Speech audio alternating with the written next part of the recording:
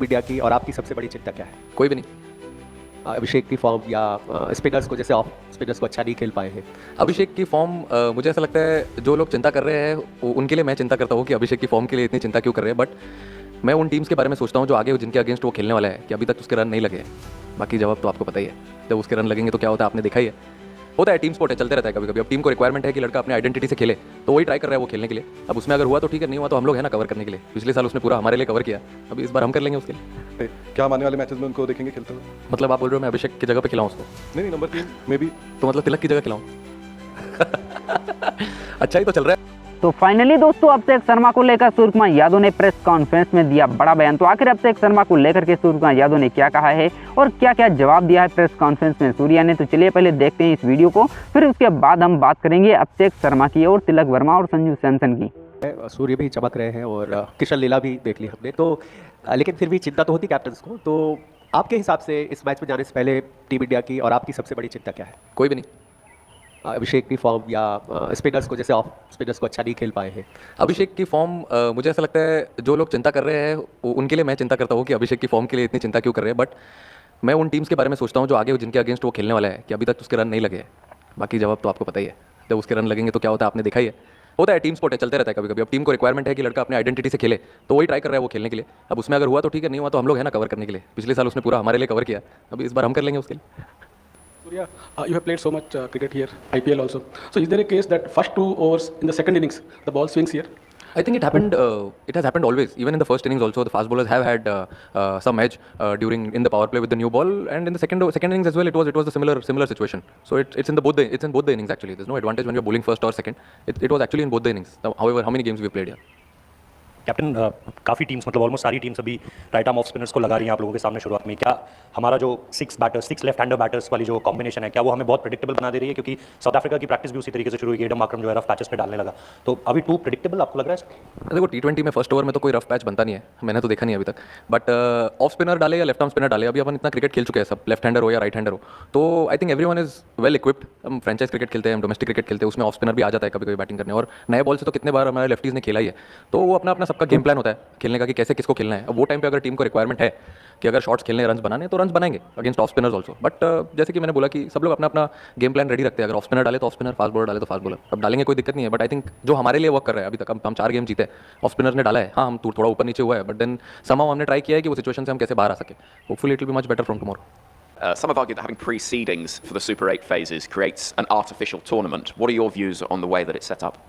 Sir, I don't know anything about this precedings. Who does it? Definitely, as I also said during the last PC, if I'm in that situation, I'll definitely try and tweak it. Surya, जिस तरीके से starts हमें नहीं मिल रहे हैं, क्या उस monotony को तोड़ने के लिए संजू आ सकते हैं? कल भी हमने देखा काफ़ी लंबा प्रैक्टिस सेशन जो है वो उनका रहा, काफ़ी देर तक उन्होंने पेस वाले विकेट पर, स्पिन वाले विकेट पर भी काफ़ी देर तक रहे। क्या आने वाले मैचेस में उनको देखेंगे खेलते हुए? मतलब आप बोल रहे हो मैं अभिषेक की जगह पे खिलाऊं उसको? नहीं, नंबर 3 में भी। तो मतलब तिलक की जगह खिलाऊं? अच्छा ही तो चल रहा है अभी। पावर प्ले में कहाँ 50 रन 40 रन तो बना ही रहे, वो तो नॉर्मल क्रिकेट है। अब हमने इतना ज़्यादा अच्छा खेल लिया है बायलैटरल में। होता है कभी कभी एक्सपेक्टेशंस खुद से भी होती है, हम लोग को भी है एक्सपेक्टेशन कि हम 220 बना दे, 240 250 बना दे। बट विकेट्स थोड़े से डिफरेंट है यहाँ पर। हम लोग जो 4 विकेट पे अभी तक खेले हैं वहाँ पे थोड़ा सा डिफरेंट था, थोड़ा चैलेंजिंग था। ऑफ स्पिनर्स पहले नहीं डाल रहे थे बट अभी डाल रहे हैं, तो we started preparation for that and hopefully we'll tackle it as we start our super 8 जर्नी. You and Tilak, you'll be doing some anchoring role depending on the wicket. But in case of Tilak, just asking that, is it the rustiness of the surgery and then coming back, probably the switchovers that you are being able to do, Tilak is unable to do that, considering in the middle overs when he's playing the switchovers, switching the gears, which you have been able to do? Not really. I mean, I've told him, the team management has told him that he has to bat that way. If one wicket is down, then he can go and have his own game in the power play. But as soon as 2 wickets are down, then he has to take a little bit of backseat, get a partnership again, get to the 10th over, and then we have enough firepower to continue and take on the bowling. But yeah, definitely, I'm sure he must not be happy with how he's batting right now. I'm sure he must be, and he has practiced a lot as well in the last 2-3 practice sessions. But I don't have any concern regarding him. He's been delivering for India at number 3 really well, and I'm very confident that he'll do it better.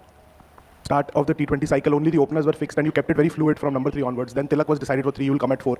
So just reviewing the group stage, has there been a discussion between you and the coach just to figure out the ideal entry points? Because you have a lot of firepower in the lower order. Hardik, Shivam, Aksar, Rinku, Washi also is an option. So have you discussed that what's the ideal entry points to get these fire-hitting power batters probably earlier, or just change those strategies so that you can capitalize those last 6-7 overs even if there's an early collapse and you rebuild in the middle phase? Absolutely. I mean, see, except the openers, I think from 3 to 7 or 3 to 8, everyone has to be very flexible, and that has been the message in the group, that that if there's no wicket down till 8 or 9 overs, there might be a point where you might see Shivam Dube walking in, or even a Hardik walking in, if there's a proper matchup. So everyone has to be very flexible. Even I'm flexible. I've said the same thing to everyone. So if we get into that situation, we'll definitely have it and take that call. Surya, spinners have had a bigger impact in this World Cup, and given India's strong spin attack, do you think they could have a little bit of upper hand against South Africa in the game tomorrow? Our spinners? Yeah, yours upper hand. Yeah, I mean, they've been doing well. I think the spinners have done really well against almost all the oppositions which we played till now. So I can't say we'll have an edge because it's a new game, fresh start. You have to start from zero. But yeah, definitely some good plans. I think on the given day, plans and execution has to be coming together on the page. So if that comes together, we'll definitely have an edge. Hi, Surya. Yesterday, South Africa's coach, Shukri Conrad, spoke about how they're dealing with pressure and kind of saying, well, maybe the pressure's more on India because it's a home World Cup. And I mean, we can even see from the numbers, you've got a lot more media than South Africa have. Can you give us an insight into how, especially for people who don't know what it's like to be an Indian cricketer, you deal with that pressure? And is it more pressure or is it just something you get used to? See, it's very difficult to say that there's no pressure or it's easy to handle. But yeah, when you're playing such a big event at your home soil, on your home soil, you definitely feel pressure. It's not that you can run away from it because you meet so many people in the hotel when you're traveling. The same goal to win the World Cup. We have to do well. So yes, of course, there is pressure. But yeah, at the same time, every individual has a different plan to deal with it. How do you want to take it forward? That's in your hands. But we are trying our best to keep it simple. It's easy to say that it's easy to say that we have to keep it simple. But we're trying our best to be in present. Try to keep our feet where we are. Like for example, when we were playing the league stage, we got a good wake-up call when we played against US. So since then, we've not been thinking about too much, like how we start our Super 8 campaign from tomorrow. Think about tomorrow, then take one step at a time. But yeah, of course, there is pressure. There will be pressure. If there's no pressure, there won't be any fun in playing this game. Surya, just carrying on from the last question, how much does it help that you know where you will be playing your Super 8, your oppositions and everything? And given that South Africa are almost playing entire tournament here at Ahmedabad, how do you deal with these factors? Do you think about it, and how much does that help each team? I think almost all the players have played n number of games in Ahmedabad. Even India as a team has played a lot of games in Ahmedabad. So I think it's a good 50-50 competition. Whoever plays good cricket tomorrow, I think will definitely end up on winning side. And it's not that there's no added advantage. Everyone comes here during franchise cricket. They get an opportunity to play in different venues here. And also, I mean, as you say, as we know what teams we are playing. So and we have good days also in between different games. So we get good time to prepare for every team. Surya, आपने कहा कि कोई चिंता नहीं है, डर नहीं है, लेकिन एक चीज़ डर नहीं बोला मैंने, चिंता नहीं। हाँ, चिंता नहीं है, लेकिन एक लॉ ऑफ एवरेज से डर लगता है। आपकी टीम जो है सिंस 2024 वर्ल्ड कप से अनप्रेसिडेंटेड विनिंग स्ट्रीक पे है, तो कई बार लगता है बिजनेस एंड है, या फिर आपको लगता है जो थोड़ा बहुत ऊपर जैसा आपने मेंशन किया कि साउथ अफ्रीका का गेम उतना कन्विंसिंग नहीं रहा, तो that is taking care of law of average. हाँ, मतलब इतना तो हम लोग सोचते नहीं है। जैसे कि अभी मैंने बोला कि हम लोग ट्राई करते हैं प्रेजेंट में रहने के लिए, ठीक है। हम मतलब जीते इतने सारे games, but that is history now. और कौन सा गेम आप खेल रहे हो ऑन दैट गिवन डे, उसके बारे में अगर आप सोचोगे, ईजी नहीं है, मुश्किल है, क्योंकि कभी कभी आप जब अच्छा क्रिकेट खेलते रहते हो तो इधर उधर से, जैसे अभी आपने बोला, लॉ ऑफ एवरेज आ ही जाती है आवाज़। बट ठीक है, लेकिन ट्राई करते हैं हम लोग उस चीज़ को थोड़ा अवॉइड करने के लिए, और जितना प्रेजेंट में रहे, जितना ध्यान दे अपने ग्रुप में क्या स्ट्रेंथ है हमारे, उस पर फोकस करेंगे तो it works better. Surya, you won the first 3 games batting first. Was there a temptation to just take it up and try and chase in the last game? There was a little bit of temptation, yes. We had batted, but then when I had practiced here before the Netherlands game, there was very heavy dew one day before when we practiced. So we thought, why not bat first, take that pressure, and then later on put bowlers under a little bit of pressure, bowl them under dew, because we've not bowled under dew a lot. We didn't face a lot of dew when we were at Wankhede, Delhi also. So it's better they get an opportunity also to bowl in the dew, and so that we are well prepared for it. Surya, Abhishek unfortunately जल्दी out हो जा रहे हैं, और जैसे ही out होते हैं तिलक opener बन जाते हैं। सो ऐसी सिचुएशन में डॉट बॉल परसेंटेज भी उनका स्पिनर्स के अगेंस्ट पड़ता है, उसका रिफ्लेक्शन आपके ऊपर में भी आता है। यूएसए की पारी अगर छोड़ दें, उसके बाद थोड़ा सा हमने चेंज देखा है टीम इंडिया की बैटिंग अप्रोच में। आप इसको कैसे देखते हो? आपको लगता है कि साउथ अफ्रीका जैसी टीम के साथ जो कि लास्ट टाइम की रनर-अप्स है, वहाँ पर एक चैलेंज हो सकता है, और even going forward in super 8? नहीं, मुझे नहीं लगता है कि कोई ज़्यादा सोचने वाली बात है, क्योंकि मैं अपने बॉलिंग यूनिट पे बहुत प्राइड लेता हूँ। मुझे पता है कि ऑन अ गिवन डे, अगर मैं हमेशा यही सोचता था, अगर T20 क्रिकेट में अगर कभी हमने 170, 175 बनाया या 180 बनाया, तो जो हाई रिस्क हाई रिवॉर्ड वाला गेम हम खेलने को ट्राई कर रहे हैं, अगर उसमें 180 में हम कभी फंस गए, तो हमारे पास इतनी बॉलिंग अच्छी है जो वो ये कर सकती है, मतलब मैच बचा सकती है, वो वाला गेम जिता सकती है। तो मैंने कभी सोचा नहीं था कि ये टीम 250, 270, 220, 230 ऐसा भी बनाएगी। बट जैसा क्रिकेट अभी खेल रहे हैं हम लोग, उसमें आप देखोगे आगे, अगर जैसे भी आपने देखा कभी स्टार्ट मिलता है तो उसके बाद तो सारे एक ही टेम्पलेट से बैटिंग करते हैं। बट जिस दिन आपको स्टार्ट नहीं मिलता है, उस दिन आपको ये सोचना जरूरी है कि टीम को क्या रिक्वायरमेंट है। अगर उस टाइम टीम को लगता है कि कोई भी प्लेयर, तिलक, मैं या कोई भी, अगर उसको 200-150 के स्ट्राइक रेट से बैटिंग करना है तो वो करेगा। बट अगर वो टाइम पे कोई 3 या 4 नंबर का प्लेयर जल्दी आउट हो जाता है, तो पूरा प्रेशर फिर नीचे लोअर ऑर्डर पे आ जाता है, जिनका काम एक्चुअली फायर पावर देना है टीम को और फिनिश करना है गेम्स। तो अब किसी और से कुछ और काम कराओगे तो कभी थोड़ा ऊपर नीचे होगा ना। तो वही सोच के हम लोग थोड़ा कभी कभी बैक सीट लेते हैं, ट्राई करते हैं कि थोड़ा ज़्यादा लंबा खेल सके। उसमें अगर कोई एक अगर निकल के आ गया तो फिर जितना चाहिए उतना हो जाता है काम।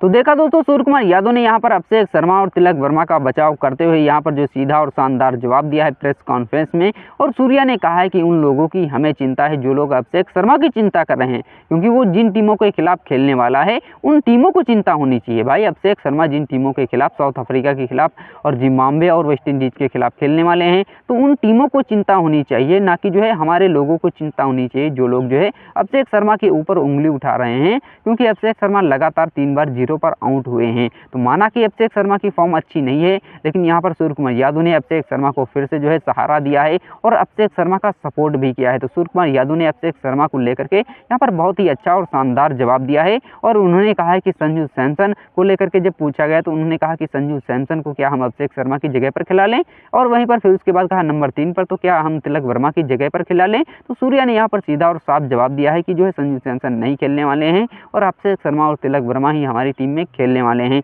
और ये बहुत अच्छा डिसीजन है, क्योंकि लगातार आपकी जो टीम में ये प्लेयर्स खेल रहे हैं और वहीं पर अगर इनको बाहर करोगे तो जो नया प्लेयर आएगा उसके ऊपर प्रेशर होगा और वहीं पर वो अपने प्रेशर को हैंडल भी नहीं कर पाएगा। क्योंकि अभिषेक शर्मा अगर चल गए किसी मैच में, मतलब सोचो यार, अगर वो हमारा मैच सेमीफाइनल हो या फिर ग्रुप स्टेज में हमारा मैच जो बहुत ही जीतने के लिए आवश्यक है नॉकआउट मैचों में, तो अभिषेक शर्मा अकेले ही उस मैच की जो है दशा और दिशा बदल सकते हैं और सामने वाली टीम को जो है अकेले ही चकनाचूर कर सकते हैं उसके सपनों को। तो बॉलरों की ऐसी कुटाई करेंगे जिस मैच में ये चलेंगे अभिषेक शर्मा और ईशान किशन और तिलक वर्मा, ये तीनों प्लेयर अगर जिस मैच में चल गए तो मान लो कि हमारी टीम 250 के पार आसानी से पहुंच जाएगी और सामने वाली टीम को रन चेस करने में छीके आएंगी। तो ये प्लेयर बहुत ही शानदार और जानदार हैं और इनके दम पर हम जो है T20 वर्ल्ड कप आसानी से जीत भी सकते हैं, क्योंकि ये ऐसे प्लेयर हैं जो अकेले दम पर मैच जिताने की क्षमता रखते हैं। बाकी दोस्तों, आपको क्या लगता है, क्या सूर्या ने यहाँ पर बहुत ही अच्छा और शानदार जवाब दिया है? हमें कमेंट करके जरूर बताना। बाकी फिर मिलेंगे अगली वीडियो में। नमस्कार, जय हिंद, वंदे मातरम।